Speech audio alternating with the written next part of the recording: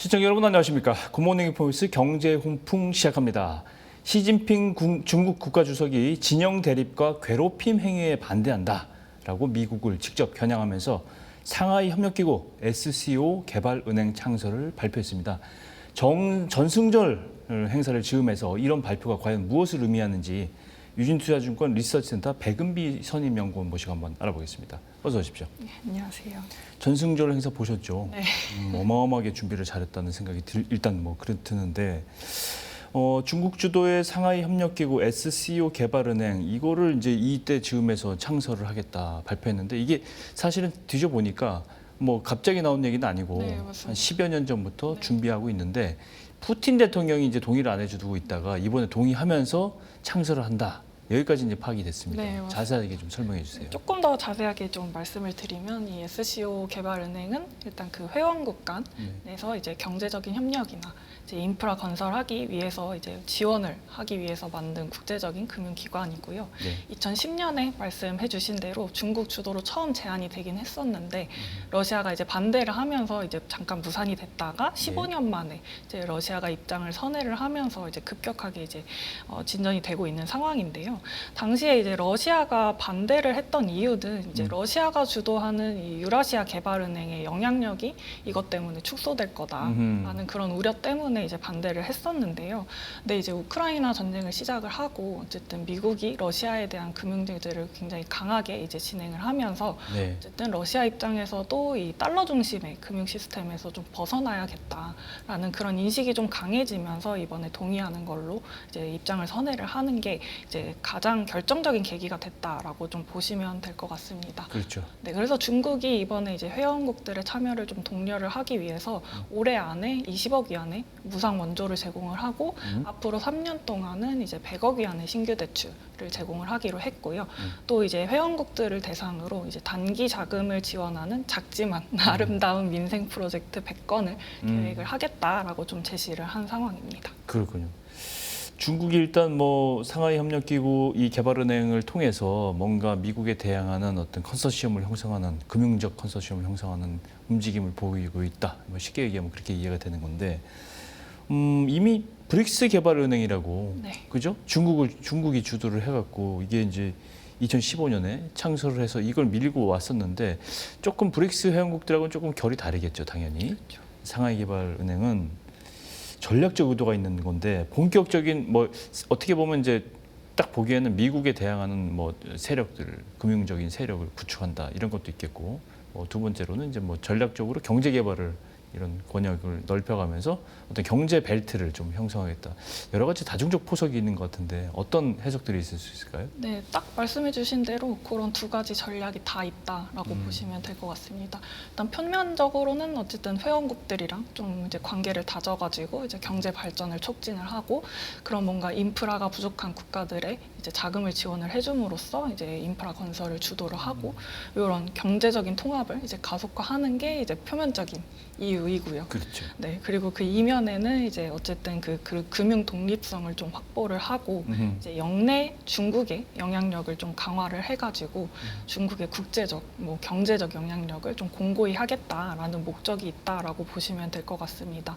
그래서 말씀해주신 대로 이런 지정학적인 범위에서 보시면 이제 브릭스 같은 경우는 이제 브라질이나 이제 남아공 이런 글로벌 사우스 신흥 강대국을 이제 같이 하는 거고 SCO 개발은행은 이제 중국이랑 국경을 맞닿고 있는 그런 유라시아 대륙의 핵심 국가들과 같이 이제 진행을 한다라고 보시면 되는데 결국 서로 다른 지정학적인 범위이긴 하지만 그렇죠. 공통적인 목표 자체는 이제 미국 중심의 질서에 대안을 제시한다라는 부분에서 같은 목표를 가지고 있다라고 생각을 하고 있습니다.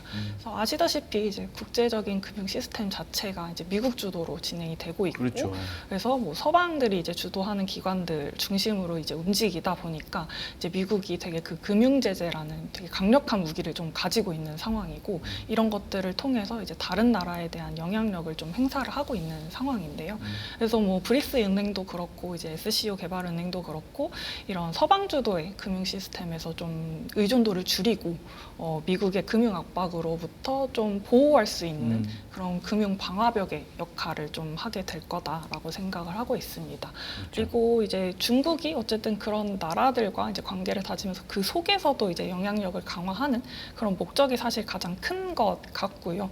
중국이 어쨌든 막대한 자본을 투입을 해서 이제 은행을 설립한다라는 것 자체가 그런 국가들한테 이제 돈을 빌려주고 이제 중국 기업들이 가가지고 또 뭐 시행을 하고 건설을 하고 그렇겠죠. 이런 또 목표가 있기 때문에 이런 중국의 상품, 기술, 이런 자본 이런 것들이 또 해당 지역으로 진출하는 이제 통로가 되기 때문에 이제 중국 중심의 되게 거대한 경제 북록을 형성을 한다라는 게 이제 가장 큰 목표인 것 같습니다. 그래서 결론적으로 말씀을 드리면 이제 두 개발은행의 설립을 한다라는 거는 중국이 뭔가 이제 미국 중심의 질서에서 벗어나서 중국이 새로운 질서를 좀 설계를 하고 주도를 하겠다라는 좀 야심을 드러내는 게 아닌가라고 생각을 하고 있습니다. 그냥 일단 생각해봐도 제조업은 무역 그리고 이런 거는 중국이 미국을 많이 따라잡고 어느 정도 이제 좀 세계 글로벌에서 차지하는 영향력을 상당히 나눠 가졌다라고 볼 수가 있는데 금융만큼은 아니에요, 사실은. 네, 맞습니다. IMF라는 거대한 중심축이 있고 월드뱅크가 있고 다 미국 중심으로 돌아가는데 이거를 이제 접근 어프로치를 하겠다는 거네요. 그렇습니다. 그렇죠.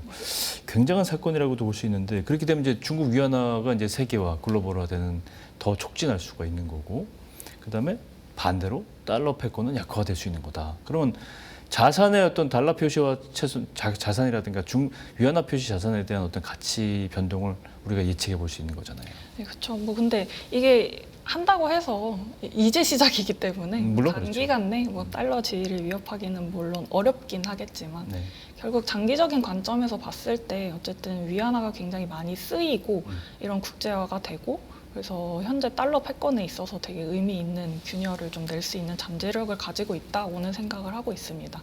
결국 이런 은행이 설립이 되게 되면은 이제 위안화의 사용 범위가 확대될 수밖에 없는 환경이 이제 만들어지는 거고 이 개발 은행들이 주도를 해서 인프라 건설을 하게 되면은 어쨌든 대출이나 뭐 결제나 이런 것들이 결국은 다 위안화로 이루어질 되니까. 가능성이 굉장히 높고요. 그래서 이제 자연스럽게 이런 결제나 이제 대출이 반복이 되게 되면은 이제 위안화가 기축통화처럼 좀 그 회원국 내에서는 그렇겠네요. 그런 사용되는 그런 위안화 경제권이 형성될 수 있다라고 좀 보고 있습니다. 그리고 이제 탈달러 계속 이제 탈달러를 이제 말씀을 드리고 있는데 결제 시스템 자체가 결국 계속 다 달러 중심이다 보니까 그러니까요. 요거에서 좀 벗어나서 이제 다른 금융 시스템 자체를 구축을 하는 게 이제 가장 큰 목표이고요.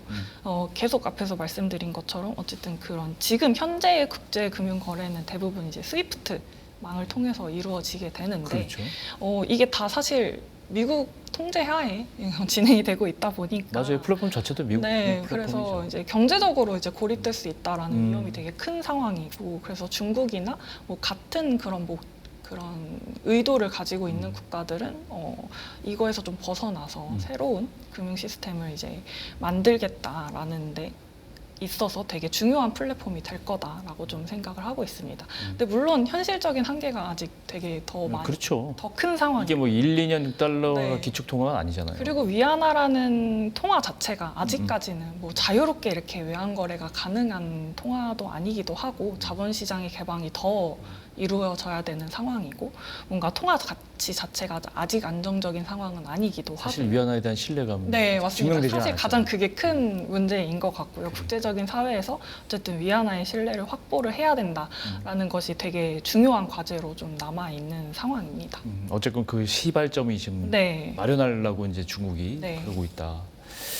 어쨌건 결론적으로 보면 중국 주도의 이제 반미, 최소한 비미, 미국은 좀 아닌 것 같다라는 이게 갈등하는 국가들을 연합해서 이제 이걸 현실화시키려는 건데 지난주에 이제 SCO 정상회의가 지난 주간 열렸죠. 주말부터. 그다음에 전승절 열병식 열렸죠.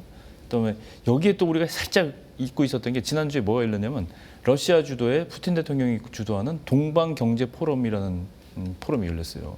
이게 큰 행사들이 세 개가 한꺼번에 열리는 게 공통점이 있거든요. 사실은 말씀드린 대로 반미, 비미 세력들의 어떤 규합의 이벤트다. 이렇게 나오는데 진짜 목적은 당연히 미국을 겨냥한 거겠죠. 네, 맞습니다. 뭐 각각 이벤트의 성격 자체가 좀 다르긴 하지만 결과적으로 이제 서방이 주도하지 않고 이제 우리들만의 질서가 어느 정도 가능하다라는 네. 것들을 좀 과시를 하고 이런 미국 중심의 국제 연대에 좀 맞서는 그런 반미, 빅미 뭐 이런 것들의 결속력을 좀 다지는 거다라고 보고 있고요. 그렇죠. 어쨌든 중국이 이제 정치적으로나 이제 군사적으로나 이런 연대를 좀 과시하고 싶었던 것 같아요. SOC 정상회의는 어쨌든 유라시아 국가들과의 이제 정치적인 결속력을 보여주는 자리이고 그렇죠. 전승절 열병식 같은 경우는 뭔가 중국의 군사적인 기술력이나 아니면 뭐 러시아나 뭐 북한이나 이런 정치적인 관계를 좀 과시하는 행사이기도 하고요.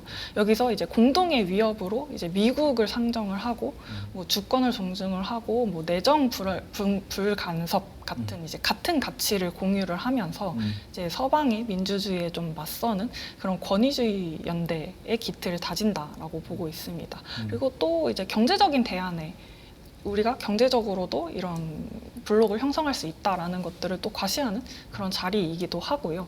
동방 경제 포럼 같은 경우는 이런 극동 지역의 개발을 그렇죠. 위한 투자 유치가 이제 주 목적이긴 하지만 역시 그 본질 자체도 결국은 서방의 제재에 맞서서 이런 비서방 국가들이 경제적인 협력을 할 수 있는 그런 활로를 모색하는 그런 그렇죠. 시도다라고 보시면 될 것 같고요. 네. 그래서 서방의 경제 제재가 더 이상은 이제 치명적인 무기가 될 수 없고 서방 시장 없이도 우리가 이제 자립할 수 있는 경제 블록을 형성을 할 수 있다라는 자신감을 좀 표출한다라고 볼 수 있을 것 같습니다. 이 연대의 가장 큰 축은 이제 중국이겠고 그다음에 러시아입니다. 근데 인도가 끼었어요. 네. SOC 이번 회의에 인도 모디 총리가 7년 만에 중국 방문했거든요. 근데 들여다보면 인도도 이번에 미국 관세 50% 맞았잖아요. 그러니까 이게 사실 부글부글 끓는 거예요. 그러니까 여기 이제 이 연대 모색을 이제 합류를 한 거 아니냐. 중국이 얼마나 사실은 중국하고 인도하고 관계 아시지 않습니까? 별로 그렇게 좋지 않아요. 그동안에서 따로따로 갔었는데 이 15억 인구 가진 두 나라가 만약에 힘을 합쳐서 정말 이 막말로 아삼육이 맞아버리면 이게 달라질 수 있다 이런 의견도 나오거든요. 이건 어떻게 보세요? 근데 이제 미국과의 무역 마찰 때문에 이제 뭐 경제적인 협력 관계에서는 좀 관계가 개선될 수 있다라고 생각은 하긴 하지만 예. 어쨌든 전면적으로 인도가 중국한테 모든 걸 다 동의하는 관계가 되긴 좀 어려울 것 같다라고 생각을 할 수가 있습니다. 왜냐하면 안보 문제가 있기 때문에 아무래도 이제 인도는 이제 미국이랑 중국 사이에서 이제 다리를 둘 다 걸치고 약간 줄타기를 이제까지는 그런 네. 거잖아요. 뭐 지금도 사실 뭐 앞으로도 비슷할 것 같다라고 생각을 합니다. 일단 경제적인 필요성에서 봤을 때는 이제 인도가 중국을 뗄래야 뗄 수 없는 사이이기도 하고요. 지금 이제 미국이 이렇게 관세를 높게 책정을 한 상황에서 이제 인도 입장에서는 어쨌든 뭐 시장이나 투자나 자재 조달이나 뭐 여러 방면으로 지금 그 조달하는 그런 선에 대한 다변화가 좀 필요해진 상황이고 그 관점에서 봤을 때는 중국이 굉장히 중요한 대안이 될 수 있다라고 그렇죠. 보고 있습니다. 그래서 이제 인도의 부분적인 중국 의존 확대가 나타날 수 있다라고 생각은 하고 있지만 인도가 이제 중국에 완전히 기울 수 없는 근본적인 이유들이 일단은 국경 분쟁을 하고 있다. 아니 이 나라 두 나라들은 군사적 문제가 있어요. 네, 안보 위협이 있는 상황이고. 늘 있었고. 네, 그래서 뭐 어쨌든 계속 이제 그 히말라야 국경 지대에서 이제 수년째 뭐 군사적인 그렇죠. 긴장 관계가 좀 이어지고 있는 상황이고 언제든지 또 유혈 충돌이 발생할 수 있는 그런 상황이고 또 이제 중국이 이 1대1로를 구상을 하면서 이 인도양으로 뻗어나가는 그런 전략을 추구를 하고 있잖아요. 네. 그거를 또 인도 입장에서는 되게 우려스러운 경계하는 거죠. 네, 안보 우려 사항이다. 그리고 또 인도 같은 경우는 이제 미국이랑 일본이랑 호주랑 함께 이제 중국을 견제하는 그 쿼드 핵심 그렇죠. 멤버이기 때문에 그런 입장에서 봤을 때 경제적인 부분에서는 분명히 이제 인도와 중국의 관계가 좀 더 심화될 가능성이 높지만 이런 군사적이고 안보적인 문제에서 봤을 때 중국과 인도가 뭔가 이렇게 관계가 너무 개선되기는 좀 어려운 상황이 아닌가. 그래서 인도는 그런 중국과 미국 사이에서 이 연대를 유지하는 이중 전략을 계속 채택하지 않을까라고 생각을 하고 있습니다. 미국 입장에서는 인도의 이런 움직임이 굉장히 신경 쓰일 것 같습니다. 엄청 신경 쓰이죠. 근데 물론 이 모든 문제는 미국으로부터 나온 건 맞아요. 왜냐하면 관세에 대한 것도 그렇고 금융 제재라든가 이런 걸 너무 미국이 쥔 칼을 좀 세게 좀 남용하지 않았냐 그런 비판도 있잖아요, 그죠? 그러다 보니까 이런 움직임이 나오는 건데 중국과 러시아 일단 뭐 브로맨스라고 불릴 정도로 이제 관계를 돈독히 하는 그런 그러면서 이제 미국 패권에 도전하고 있는데 국제 질서가 그렇게 되면서 바뀌는 게 아니냐. 뭐 좁게 봐서 일단 금융 질서가 일단 무역 질서가 좀 이제 바뀌는 그런 상황이 오는 게 아니냐라고 이제 진단을 해볼 수가 있는데 말씀을 물론 하셨지만 뭐 아직까지는 뭐 그렇게 빠르게 진전될 것 같지는 않은데 네. 이게 중요한 거는 진전이 되는 거란 말이죠. 그렇죠. 시간을 가지고 계속 이제 진전되고 새로운 협약이 또 나오고 또 새로운 어떤 프렌드십이 형성이 되고 이러면 이제 미국이 또 거기에 맞는 또 조치를 좀 취할 거고 뭐 이런 불안한 양상이 갈등 양상이 지속될 수 있다. 이런 시나리오에 대해서 어떻게 생각하세요? 뭐 가능한 일이라고 생각을 합니다. 어쨌든 일부 변화가 시작이 됐고, 시작이 되는 거죠. 네, 그런 것들이 계속 이제 진전이 되고 있다라는 부분이 되게 중요한 부분인 것 같고요. 어쨌든 중국이나 러시아나 둘 다 이제 유라시아 대륙 중심부에서 되게 큰 힘을 가지고 있는 두 권위주의 국가가 어쨌든 연대를 하고 있다라는 그렇죠. 부분이 이제 미국이나 유럽 중심의 그런 대서양 동맹에 맞서는 되게 강한 대항 세력이다라고 좀 볼 수가 있을 것 같고요. 그래서 이제 두 양국이 또 상임이사국으로서 이제 유엔 안보리에서 또 거부권을 이제 행사를 하면서 뭐 이런 서방의 결정을 좀 번번이 무산시켰던 그렇죠. 경험이 있기도 하고 이런 국제적인 문제 해결에 있어서 서방의 주도권을 좀 약화시키는 그런 결정적인 좀 역할을 하고 있는 상황인 것 같고요. 또 이게 그 국가 입장에서는 에너지랑 기술을 빼놓고 또 이런 강한 패권을 이제 만들 수가 없는데 러시아는 어쨌든 되게 풍부한 에너지 자원을 천연가스부터 가지고 더 있고 많이 가지고 있죠. 네, 중국은 또 그동안 많은 투자를 통해서 되게 많은 이제 기술력 그리고 막대한 자본력, 뭐 제조 능력 그리고 또 거대한 자원도 내수 시장 많잖아요. 네, 이런 것들을 가지고 있다 보니까 이런 양국의 상호보완적인 경제 구조 자체가 이런 서방 제재에 견뎌낼 수 있는 자립할 수 있는 그런 경제권을 구축하는 기반이 된다라고 보고 있습니다. 근데 이제 어쨌든 이 브로맨스 사이에서도 또 이제 불안 요소는 존재하는데요. 네.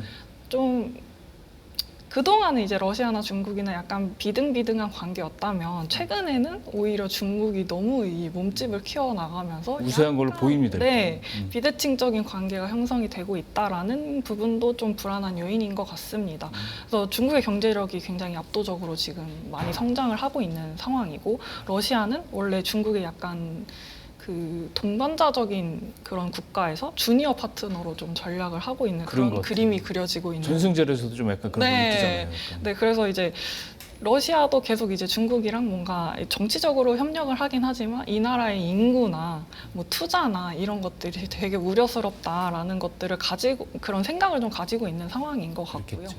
그리고 뭐 1대1로나 이번에 뭐 SOC 개발은행이랑 뭐 이런 것들을 통해서 이제 중국의 존재감이 계속 이제 강화되고 있기 때문에 러시아의 좀 우려가 커지고 있는 상황이고 역사적으로 또 양국이 좀 여러 가지 불신과 또 그래요. 국경 문제나 갈등이 있죠. 뭐 네, 갈등이 좀 있는 상황이기 때문에 이런 것들이 또 언제든 표출될 수 있다라는 부분도 조금 있는 것 같습니다. 그렇군요. 갈등 관계는 계속 되는데 제일 중요한 건 이제 그러면 이런 움직임에 대해서 미국과 서방 연합이 어떻게 반응할 것인가.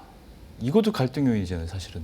근데 어떻게 보면 또 미국은 또 동맹 국가들을 많이 지금 인심을 잃었잖아요. 맞습니다. 근데 미국 혼자 싸워야 될 판이라고 저는 어떻게 그렇게 보일 수도 있는 건데 어떤 조치들이 좀 가능할까요? 사실 뭐 동맹 국가를 강화하는 게 사실 미국 입장에서는 장기적으로는 달라해줘야 될 텐데. 네, 가장 좋은 전략이라고는 생각은 하지만 일단 뭐 지금 관점에서 봤을 때는 뭐 경제적이나 뭐 기술적인 분야에서 이제 중국을 배제하는 디커플링에서 이제는 좀 그거 첨단 부분에서만 중국을 통제하고 뭐 필요한 부분에서는 또 협력을 하는 디리스킹 전략을 계속해서 하지 않을까라고 생각을 하고 있습니다. 그래서 일반적인 교역은 유지를 하되 뭔가 미래 패권을 좀 좌우할 핵심 분야에 대해서는 이제 중국에 차단을 하고 추격을 따돌리고 기술 격차를 유지하려는 전략을 계속해 갈 거다라고 생각을 하고 있고 두 번째는 이제 소프트 파워를 통해서 이제 아무래도 중국을 견제하는 방법이 이제 가장 좋은 대안이 되지 않을까라고 생각은 하고 있습니다.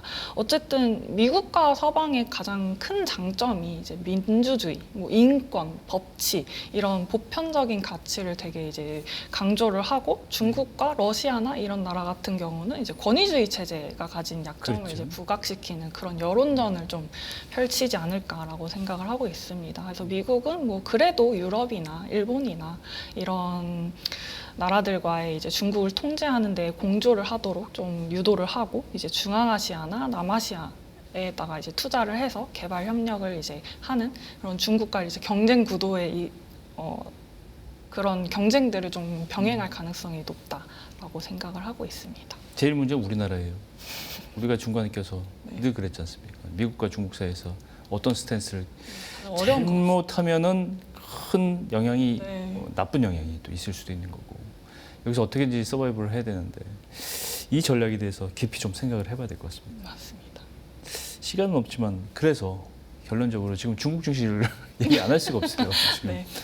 중국 증시가 뭐 최근 들어 그래도 신고가 경신하면서 좋긴 한데 그래도 뭐 다른 뭐 미국 증시에 비해서는 뭐 상승력이 몇 년간을 봤을 때는 네. 떨어져 있는 상황인데 이 잠재력이 폭발하면 또 이제 다시 또 랠리가 올 수 있는 상황인데 전승절을 기점으로 해서 시장의 영향이 좀 분위기가 바뀌는 그런 모멘텀이 올 수 있을지 이런 아마 거 10월까지는 그래도 정치적인 모멘텀 자체가 이제 있는 상황이고 10월 달에 또 이제 사중전회라고 하는 중국의 사중전회 큰 정치적인 행사가 있고 여기서 이번에 올해 같은 경우는 이 중국이 5년마다 이제 큰 틀의 계획을 세우는데 또 15차 5개년 계획이 여기서 또 발표가 될 예정이기 때문에 그런 측면에서 봤을 때 이제 중국 증시는 또 사실 경기보다는 정치적인 그렇죠. 네, 정책에 의해서 좀 주도가 되는 시장이다 보니까 그런 모멘텀 자체가 10월까지는 유지가 될 수 있는 상황이고 사실 지금 중국 증시가 잘 갈 수 있는 가장 큰 배경에는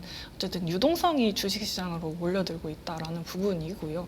지금 이제 중국 증시가 원래 그동안에는 이제 뭐 부동산이나 채권이나 이런 쪽으로 유동성이 몰려 있었는데 여기에 대한 상대적인 투자 매력이 떨어지면서 이제 주식 시장으로 사람들이 이제 눈을 돌리기 시작했고 그렇게 유동성이 어쨌든 몰려들게 되면은 이제 중국 증시가 강하게 상승할 수 있는 또 그런 요인이 되기 때문에 그런 측면에서 봤을 때 중국 증시 좋다고 생각합니다. 네. 오늘 유진투자증권 백은비 선임연구원님과 전승절 즈음에서 발표된 SCO 개발은행 창설과 관련된 핵심 이슈 분석해봤습니다. 오늘 말씀 고맙습니다. 네, 감사합니다.